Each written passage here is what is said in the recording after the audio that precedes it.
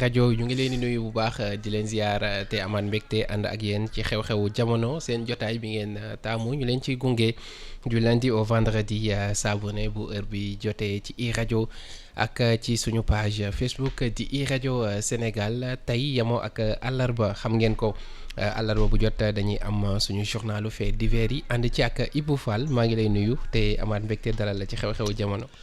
Mohamed maa ngi lay nuyu di nuyu njëkkee ko ci say kilifa sax parce que loolu erreur la. te nuyu fukki loxo di nuyu auditeurs yeeg internautes yeeg téléspectateurs yi. Boubacar tey gisoo ko. Man de maa ngi imprimer ay photos de face et de profil ñu taf ko ci aéroport yeeg ci kii yu ndaw yi. def si wantin. waaw wantin récompense. dañuy joxe récompense moom. suñ ko ku ko gis daal. nañu mu ngi fii. na ñëw ñu jox ko. wala nga woote dialogue national rek. man de erreur moom. rencontré gars yi auditeurs yi ba xam. la ci jàppale. waaw loolu moom il faut ñu mobiliser parce que lii moom dafa ëpp. ayca xew-xewu jamono tey comme tous les mercredis dañuy am journalu fait divers yi ñu tàmbalee ko ak ce qui s'est passé ca Anda nekk ca commune bu Nabadji ak ñetti membre même famille yoo xamante ni ñoom ñoo ñàkk seen bakkan ci chavirement au pirogue bi ñuy jéggi pour dem fi nga xamante ni moom moo di seen tool yi alors ci ñi nga xamante ni ñàkk nañu seen bakkan am na ci ko am 8 mois donc bébé la mu indiwaat problématique gu yenn dëkk yi ni mel parce que c'est pas la première fois waa enclavement bi transport bi également parce que ñoom il faut ñu jéggi dex gi et tout mais parfois moyens yi day poser problème parce que ñu ngi fàttali ko drame bu Bettenty ak yeneen yi ni mel également donc politique bi ci zone yi gën a reculé enclavement bi c'est toujours une réalité au Sénégal. Tu sais man moo tax li may wax tout le temps état bi dafa war a concentrer sur ses vraies missions. Ses vraies missions, c'est assurer la circulation libre des personnes et des biens dont yu mel nii soo xamee ne fii y a des problèmes de trucs il faut qu'il y ait un équipement soit des ponts soit des navettes en tout cas mettre le xam nga li ñuy wax le transport public. Xam nga chaque fois je le dis. Oui. Le transport des personnes, le transport en commun des personnes, ça relève, c'est une mission régalienne de l'État. C'est le transport fluvial, c'est le transport maritime, c'est le transport routier, c'est voilà. Loolu état waru ko déléguer keneen. Waruñ ko déléguer kenn. Et on doit faire en sorte que les Sénégalais puissent se déplacer partout sur le territoire en toute sécurité. Ñun dafa am yu bëri yoo xam ne état bi daf ko jël en charge te yoonam nekku ci. Là, c'est une mission régalienne de l'État. Que les gens se déplacent en toute sécurité. Non, on a du boulot. booy wax état bi dafay jël yoo xamante ni yoonam nekku ci yii nga xamante ni moom la yoonam war a nekk mu bàyyi ci kon dafa mel ni rôle yi dafa inversé wu. C'est du désordre. Et c'est ça que je dis tout le temps. Un pays développé, c'est un pays organisé, dont les missions régaliennes de l'État sont remplies. Maanaam yow lii sa cër ci dëkk bi parce que d'abord xam nga république dafa am mystique. Il faut savoir quelle est la fonction, quel est le rôle d'une république. Et à partir de là, c'est l'État qui est organisé en conséquence. Ñun on doit avoir tous et toutes les mêmes chances de réussir, d'entreprendre. Justement foofu noonu dañu gis benn disparité bu mag a mag entre dëkk yi nga xamante ni ñoom ñoo nekk ci gox yeeg goxaat yi les zones les plus reculées ak disons ñi jege capitale bi ak capitale bi ci boppam. xam nga démb ñu ngi koy wax. Oui. Le Sénégal c'est d'abord les comptoirs, ensuite la colonie, ensuite la République. Mais ni ñu ko organiser état bi il était au service de la métropole. Maanaam li intéressé woon le système colonial c'était comment faire parvenir les matières premières vers la métropole et comment faire venir les produits finis dans la colonie. Ouais. ñoom seen soxla ak le Sénégal indépendant bokkutul. Nous ne nous sommes pas assez concentrés sur nos propres besoins. On a continué à être une colonie sans avoir, parce que loolu du rek affaire fit, affaire vision la. Il faut qu'on sache que un État est au service de ses citoyens. Moi, par exemple, pour prendre un truc très simple, on vient d'élire un président. Oui. Ses premières sorties sont pour l'étranger. Alors, pour moi, sa première sortie, c'est le monde rural, l'intérieur du pays. Dem déglu Sénégalais, d'abord les remercier d'avoir voté pour lui et ensuite leur demander quelles sont leurs urgences. kon da nga jàpp ni avant mu doon dem Mauritanie wala Gambie dafa waroon def un peu le tour du Sénégal. dugg ci et on est à 3 mois de l'hivernage. Oui. On est au mois d'avril, oui. Ouais. 3 mois de l'hivernage. Oui. Mais attends, c'est ça l'urgence. doo dugg ci dëkk bi xool paysans yi ci lan nañu ne qu'est-ce qu'ils veulent, parce que c'est eux qui t'ont élu. C'est pas le FMI, la Banque mondiale, la Mauritanie et la Guinée et la Gambie. Ce sont les Sénégalais. doo dem laaj leen fi ñu toll ni lan mooy soxla bi. On a toujours cette mentalité d'assister et de. Est-ce que nekkul ni comme li ñuy wax soxlay Sénégalais yi xam nañu ko bu baax a baax depuis tout ce temps changé wul. xamuñu ko. da nga jàpp ne xamuñu ko. Et pourtant ñu ci bëri ñun dañ jàpp ne xam nañ lan mooy soxlay Sénégalais yi. Non. Sinon on serait pas dans cet état. Mais xam ko te faj ko kay foofu le problème bi. Non, soo ko xamee faj ko. La bonne question quand tu la poses, la réponse est évidente. Mais on dit toujours que ni volonté politique bi moom mooy manqué. Non. Wala ñàkk xam bi la.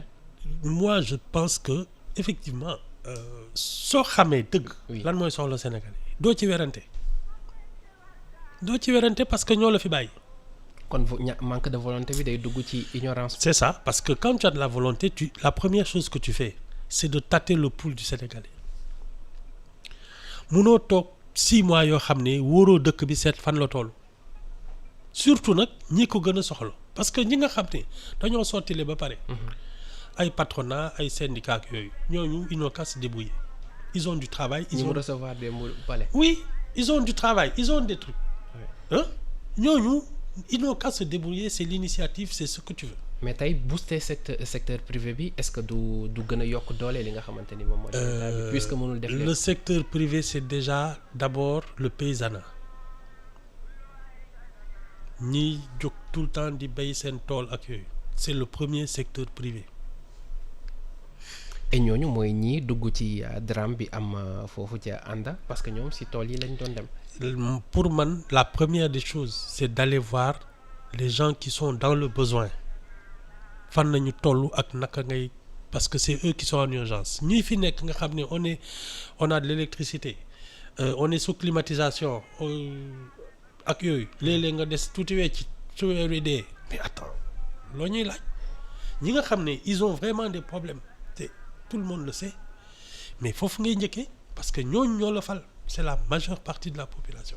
Est-ce que ci république bu jaar yoon ça du rek cadre Sénégal, mais disons que ni même les pays les plus développés dañuy am problème boobu, dañuy gis ñaari dëkk tey dañuy wax ni dafa am Sénégal bi am Sénégal bi nga xamante ni ñi nekk ci capitale bi moom la ñuy dund ak Sénégal des profondeurs bi nga xamante ni ils ont tous les problèmes du monde. Et justement c'est là que la république intervient. ci naka. moo leen war a tollool. wóor na leen ne fii defar nañ ko ba pare ñi fi nekk mënal lañ seen bopp ñi nga xam ne dañoo néew doole ndaxte bi ñuy ber dañoo faral ñi dëkk ci taax yi. La République, surtout quand tu prônes une révolution, doit égaliser les chances. Maanaam li ñu defalul néew doole gi foofu ngay jëkkee dem seet ñoom fu ñu toll ci njàng ci faju ci mënal seen bopp déglu leen dëkk ak ñoom lekk li ñuy lekk naan li ñuy naan soo fa jógee nga jóg ci.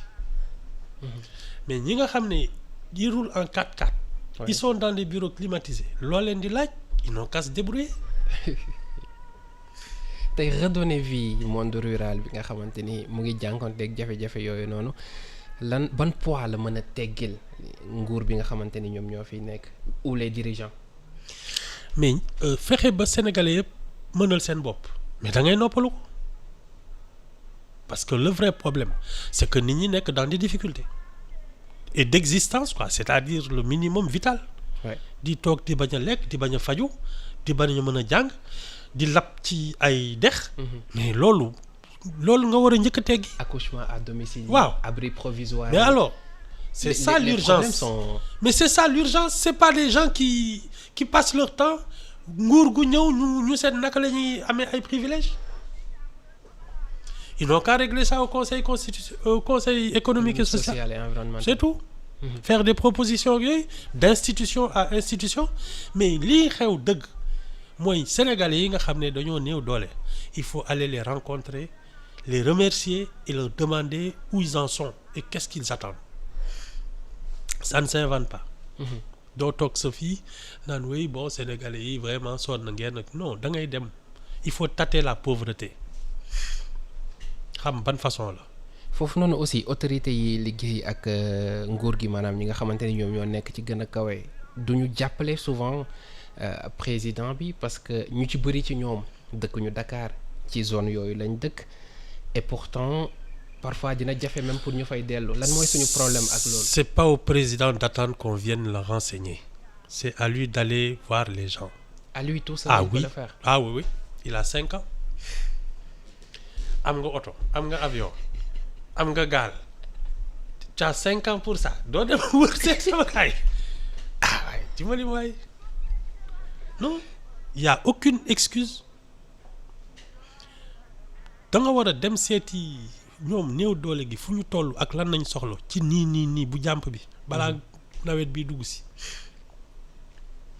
taxaw sur les urgences. Les Sénégalais sont devenus impatients. Parce qu'ils sont fatigués.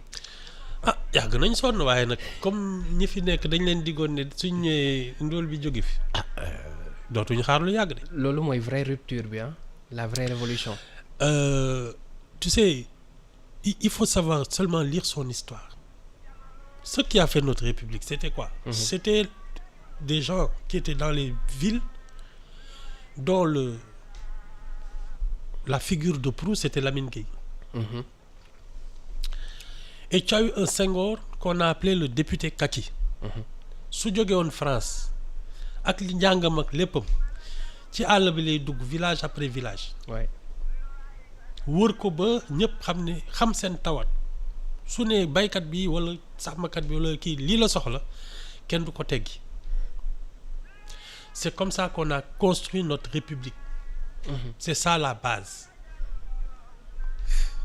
su dee nag après dès que tu es président de la République tu peux rester tranquille dans le chef du gouvernement là, Mamadou Dia, le premier. Mais passer son temps dans les tournées économique dans le monde rural. Mais c'était tout le temps. Il y avait de l'animation rurale, il y avait tout ça. Parce que ñii ñoo soxla ku leen jàppale, pas les gens des villes là. Et nous, notre République a été bâtie justement sur l'espoir que les gens de l'intérieur, ceux qu'on appelait les indigènes, avaient fondé sur le leader.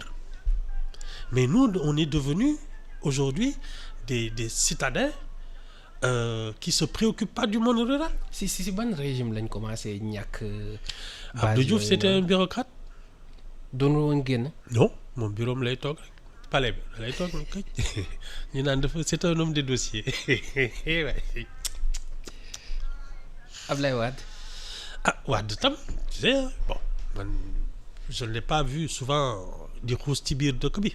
Bon de temps en temps mu dem fenn dellu si ak yooyu il allait souvent de temps en temps dans le pas souvent mais il allait au moins dans le mais moi les gens que je vois en général là élection ba élection la ñuy xuus ci biir dëkk bi militants yi wër leen ñu kii voilà ñëpp tàccu affaire bi kii instant boobu suñuy ñëw nag dañuy indaale seen ay ginaar seen ay méchoui ay pom ak ay sorance ak musique bi daw ñu naan Sénégal neex na ngay miti suñu fa jógee ndóol bi dellu si non c'est affreux. non loolu moo non c'est je pense que ñu ngoog daal. sànq yaa ngi doon wax que ni am na yoo xamante ni état bi waru ko jox keneen bokk na ci transport et accident bi nii ci la bokk tey ñu jàll ci beneen bi mooy ce qui s'est passé à Guédiawaye et du foofu kese nga xamante ni chauffeur taxi clandestin yi qu'on appelle communément les clandos ci mer ba futt la ñu nekk ak ñi nga xamante ni ñoom ñoo di agent de yu nekk ci circulation bi ndax yi leen di jël ci ay xaalis ak yooyu noonu léegi ñoom dañu bëgg ñu régulariser ñoom léegi ay lanceurs d'alerte lañu. C'est le temps de la délation. Ah oui. Ah oui, toi aussi. Parce que lii ñu bëgg expliquer ça ne date pas du 2 avril. Oui. Ah kon kay non il faut qu'ils arrêtent ça. Man le transport des voyageurs su dee man kese benn privé du ko def.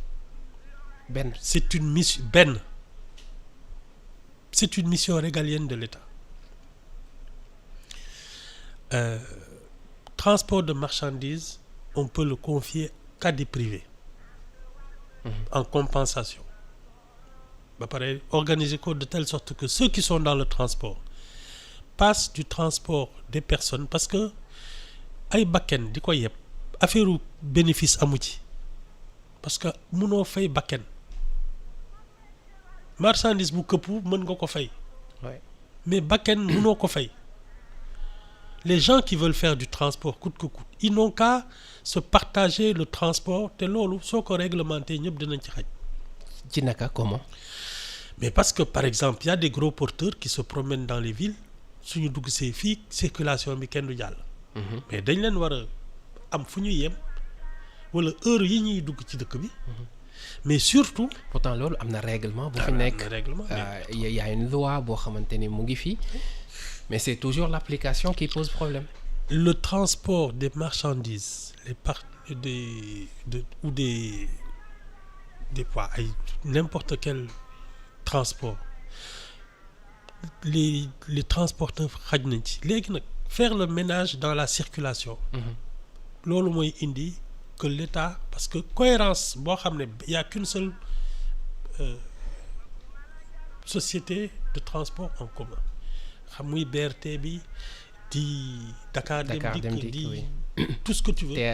TER beeg yooyu ñu fexe ba état bi contrôler réseau mu bañ am ay juróomi régie de transport benn mooy am et en cohérence ça veut dire que soo yoree BRT bi sa ticket mën na dugg fii mën na dugg TER mën na dugg ci Dakar Dem Dikk. Ça dépend maintenant de la formule mais il faut que ce soit en cohérence ba Dakar Sénégal Dem Dikk soo bëggee jógee fii dem Saint-Louis wala Ziguinchor c'est une mission régalienne de l'État. On ne peut pas laisser nit ñi seen ay bakken des gens qui n'ont aucune formation qui n'ont même pas d'éducation di yëpp ay bakken chaque jour ñu rot ñuy naan non c'est-à-dire vraiment policiers yi ma xalaa ñooy bàyyi di kii parce que tout le monde est responsable et personne n'est coupable. Tout le monde est responsable et personne n'est coupable. Bien sûr yow nit ñaa ngi dee rek da ngay dégg de temps en temps ñu ne waa mais chauffeur bi xam nga ndeysaan kii pourquoi c'est une voiture qui n'a pas de visite technique. circule qui n'a pas d'assurance ak yooyu. Déjà fii nii appellation bi rek est-ce que. Clando du pose problème oui. transporteur yi nga xamante ne ñoom ñooy taxi clandestin yi. Mais je te dis nga xam ne ñun on a mais c'est comme quand on te parle de secteur informel c'est une hérésie. Mais on est là pour que tout soit formel. C'est la même chose c'est le même esprit c'est notre laxisme ñun dañ sàggan. kii defar dëkk bi du ñu neex. je m'attendais à te dis baax na daal man tu sais ces choses là. ak santé. su dee man dañ koy militariser. c'est tout oui. ak yenn travaux publics yi. Quand l'État va chercher les moyens d'aménager le territoire mais c'est le génie militaire qui s'en charge du am marge de bénéfice ils sont là pour ça. Léegi nag quand un privé monte un dossier pour créer une autoroute qui part de Saint-Louis à Ziguinchor avec péage, indi xaalis bi indi kiyam, ça c'est am sa licence d'exploitation, ça je suis d'accord. Mais quand l'État va chercher de l'argent pour dire après à des entrepreneurs, venez vous enrichir, moi je trouve que non. C'est le génie militaire. Hein? C'est aberrant. Oui, c'est le génie militaire parce qu'ils sont là pour ça. Su dee dañu ne par exemple diggante Kaolack ak benn village rek. Oui. État bi uti na xaalis pour defar ko. Mais militaire yi nga koy wax ñu defar ko. ñoom duñ ci def marge non. Voilà dinañ def liggéey bi comme ni mu waree. Oui, parce que c'est leur mission. Si maintenant dañu benn privé dafa ñëw ne diggante fii ak fii soxla na tali. Je peux trouver le financement mais j'exploite ensuite def fa sama station samay lii samay lële ak péage. Mais je suis d'accord. Surtout si c'est d'utilité publique. mu rembourser boppam. am ci tuuti xaalis après delloo. Partenariat gagnant-gagnant. C'est ça. Oui. Mais quand c'est l'État qui va chercher de l'argent, mais il n'a qu'à le faire truqué par le génie militaire. ñoom ñu liggéey ko bon ñoom ils auront peut-être des heures supplémentaires ou des primes spéciales, mais c'est différent d'une marge d'un constructeur qui va te faire des milliards de bénéfices. yaa ngi yàq affaire au marché gré à gré de. Mais même quand il y a appel d'offres waxuma la gré à gré mais même quand il y a appel d'offres il y a quand même des marges sérieuses mag suy naan lu tàng kay suukar see tax. Ah waaw ma jeex. Non moi tu sais il faut que notre République reprenne ses responsabilités. seetaan rek. ayca bu ñu jógee foofu ñu dem Saint-Louis donc lii dañ ko doon àtte parce que histoire la boo xamante ni octobre 2022 la woon. ci soxna boo xamante ni elle avait 22 ans ci boobu moom la ñu jàppoon ndax dafa sànni benn xale ci teena alors ginnaaw gi. enquête bi non. doomu jàmbur. ginnaaw enquête bi ci lañ ko ubbi depuis boobu di xool bon ñu ci bëri dañ jàppoon ni xëy na àndul woon ak xelam lool mais bi ñu demee ba ci biir dañu gis ni jalousie moom moo ko ci dugal. maanaam mais àndul ak xelam ba tey non oui. jalousie mooy ñàkk xel ba tey. oui non ci dof la bokk. dafa am ay façon ñàkk sago yoo xam ne mënuñ la ko baal ndaxte topp sa bakken la.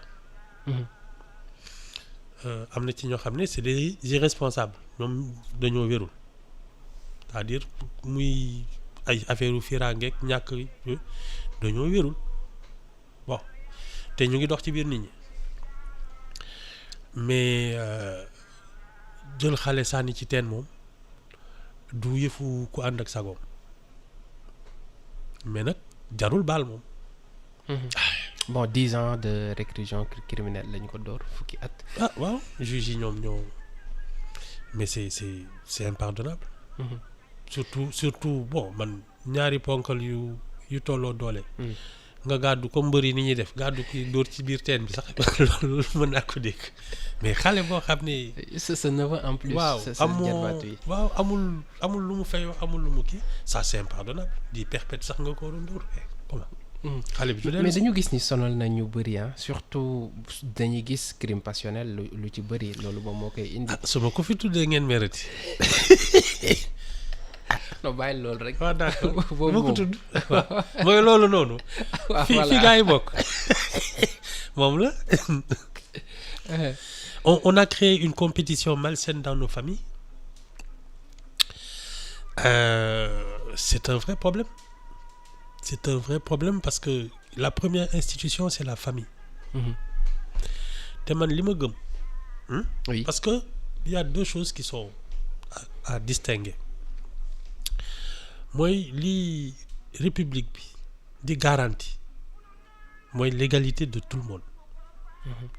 ak li nga xam ne à titre privé lii la sa diine may ak sa gëm-gëm loolu sa affaire la mais la république doit garantir l'égalité des droits et protéger la famille. Ça veut dire que parce que tu institutionnalises une famille soo leen di dem mariage ak yooyu da ngeen di signer état bi république bi xam ne diw ak diw sëy nañu. C'est un homme une femme parce que y a un problème de reproduction leneen luy waay di def. yëfi boppam la sooy takk téeméeri jabar sax suñu yoon nekku ci mais ce que la république doit garantir c'est l'équilibre de la famille et sa protection loolu laa gëm de. mais bu ñu desee ci kaw fiiraange yu mel nii. souvent dina atteindre benn niveau boo xamante ni on se demande nu mu mënee nekk est-ce que si nu ñu yaree nit bi la. waaw ñun dañu xaw a ñàkk sago ci yenn yi. non ci lépp sax. ci lépp parce que xam nga ñun même soo seetloo ci njàng mi. oui xëccoo premier de la classe. dafay am. oui. dina indi léeg-léeg tam ay ñaawo. oui parce que du ñëpp ñoo àttan compétition bu loyal ñii dinañ tricher ñii dinañu am na ñoo xam ne sax dañ di sëriñtu fu nekk ñaan ci big bi. voilà ak ñaan yi ci big beeg yooyu. Dans la profession aussi on veut être le numéro 1 mu jar lu ne c'est-à-dire que c'est la société qui met dans la tête des gens l'esprit de compétition léegi nag. Ça c'est pas dans la nature humaine. L'homme naturellement est-ce que. li tax ñi di ut ay privilèges c'est parce qu'ils veulent être les numéro 1. Nous ne sommes pas une société égalitaire. Maintenant, ce qu'une république doit pouvoir imposer, c'est le mérite. yow maa la gën xarañ fi may taxaw ku mënul li ma mën waru fa taxaw mais loolu ci kaw nga mérito ko. du affaire man dama bëgg coûte que coûte ñàkk ci sago. mu jaral la fen mu jaral la ràmbaaj mu jaral la sëriñtu mu jaral la lu ne rey sax léeg-léeg. Ça c'est pour cela qu'une république veille à ce que les règles soient respectées. Maintenant le talent l'effort le mérite mooy def la différence. Mais est-ce qu'il faut à tout prix di xëccoo même loo xam ne yow yeewoo ko loolu mooy wax ji. Et notre État notre République est là pour veiller à ça mais malheureusement il y a cette forme de laxisme la triche ak yooyu donc voilà yu mel ni ay fiire parce que c'est vraiment quelqu'un disait que c'est la convoitise le moteur de l'homme.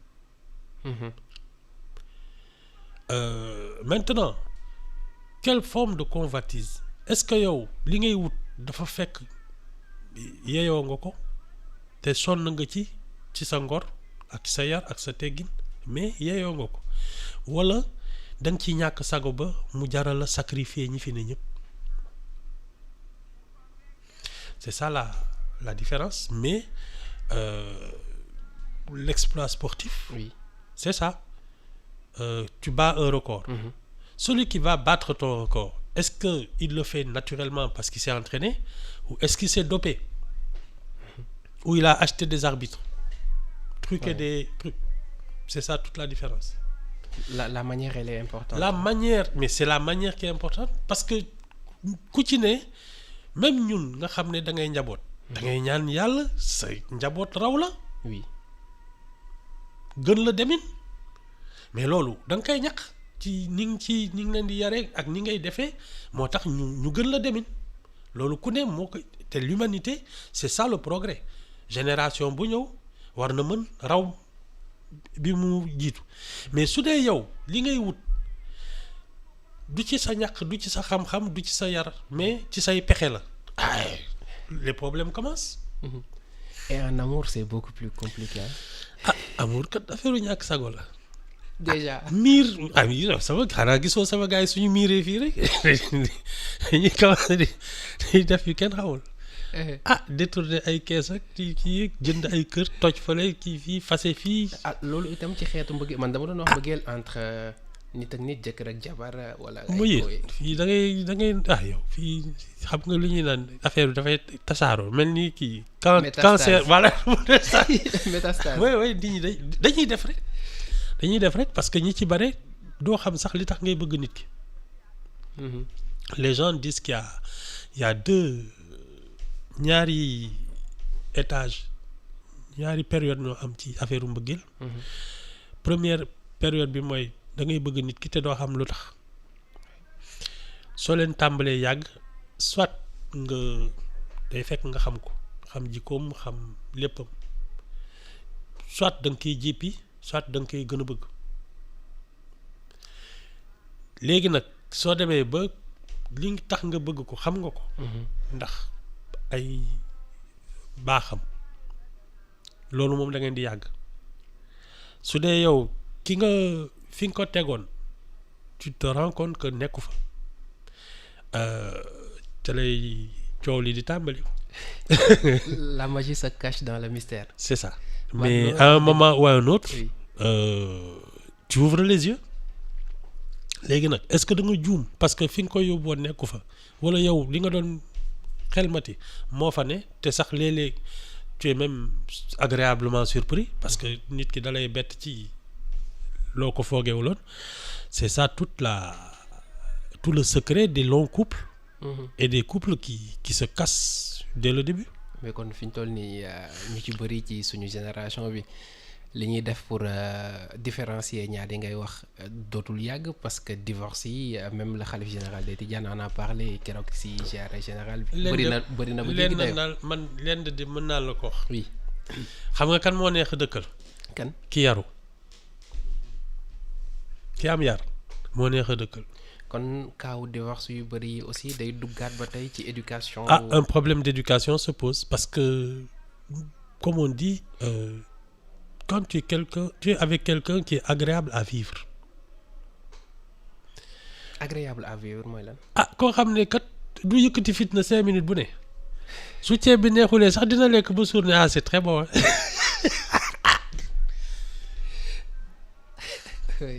waaye koo xam ne su ataay bi dogee sax fel baraada bi. toj kaas yi kooku kenn mënul dëkk ak moom. c'est ça la différence c'est-à-dire que ñi yàgg mooy ñi nga xam ne ñoo bokk ni ñu leen yare bon am na ci ñoo xam ne dóoranteeg saaga yooyu la ñu xam doo mën nañ ko wéyee ku nekk ak li ngay wut. mais ki neex a dëkkal daal. ci man mooy ki yaru. c'est important. walla xam de delluwaat ci éducation bi ngay wax tous les jours. l'éducation citoyenneté. je te dis oui et puis le respect. koo xam ne il est respectueux parce que dans la manière dont nous formons les couples. Généralement ku góor ki mooy am les moyens d'entretenir sa famille. Mais quand tu n'as pas de respect parce que en plus yow yaay def yaay dindi mais ta maison est un enfer parce que tu ne respectes rien. Quelqu'un de respectueux mën na la defal façon teraanga bu ne mais du tere mu wax la loo mu dépassé la wala mu def la loo xam ne da lay toroxal. ñu ci bëri ci ñun ak kilifa bu ñu war a nekk et tout di def di dindi day dem ba benn moment day niru xeetu esclavage. da ngay beew. Voilà da ngay beew. c'est ça et c'est très difficile moo tax ma ne la nitee dafa am solo. Parce que nga am da ngay respectueux parce que soo ñàkkee en général ça peut te rendre méchant parce que tu développes un complexe d'infériorité. boo ñàkkee waaw munoo faj soxla yi li ci ëpp da ngay sar sa tapas. pour teggeeku say responsabilités su dee yow mën nga lu ne. nga xam ne da ngay ne man kat li ma lay defal sa baay sax defalu la ko. loolu tam beneen façon la te sama gars yi kat fii léeg-léeg ñu wax la ko de. waaye yow bi ngay jóg. bi ma lay fekk da ngay woo koom nga tuura léegi nag yaa ngi nii ma yor la yor bu rafet. yooyu la de. non c'est le respect et c'est la bonne éducation mooy tax nga matle doo xeeb sa bopp. nga sottile it doo yabaate. loolu de moo gën a jafe ci li ma foog. noonu la demee sax alors ñu wax ci cas bi également Guédiawaye la xewee ak koo xamante ni dañu ko jàpp chef d'accusation yi aussi diis na lool bokk na ca inceste viol et pédophilie ak yeneen yi ni mel donc moom doomu danger public. voilà doomu jiitleem boo xamante ni mu ngi woon ci biir këram juru ko mais yaayam la nekkal donc elle a 12 ans donc moom la dem ba transformé ko ci. mooy li ma wax xam nga dof yi nekk ci biir nit ñi bon da ngay apparemment solo sagar yaa ngi joxe dépense yaa ngi xëy di dem di dellu si bon tu as le masque mais tu es un animal. C'est ça aussi notre moo tax nit doo tu ne sais jamais à qui tu as affaire. Les apparences nii effectivement mën nga nekk kilifa dëgg en réalité tu es un monstre. day am doo xam tu ne sais jamais vraiment kan nga et puis xam nga lan moo ci gën a doy waar. situation mën na soppi nit c'est-à-dire que parfois c'est l'occasion qui fait le larron. Tu es en position de force. Amul lenn lu lay baare surtout nag su dee yow ci sa bopp amuloo ce qu'on appelle un surmoi looy ëppalee sa bopp. mais lii moom jomb naa ko waxuma la rus naa ko sax mais jomb naa ko loolu mooy problème bi et malheureusement nit moo mel noonu la chair est faible comme on dit. souvent da nga doon wax fii nii loo xamante ni doo si mës a d'accord mooy doom kenn du ko bàyyeeg. keneen quoi man de ñemewuma ko. non je ne fais confiance à personne loolu moom.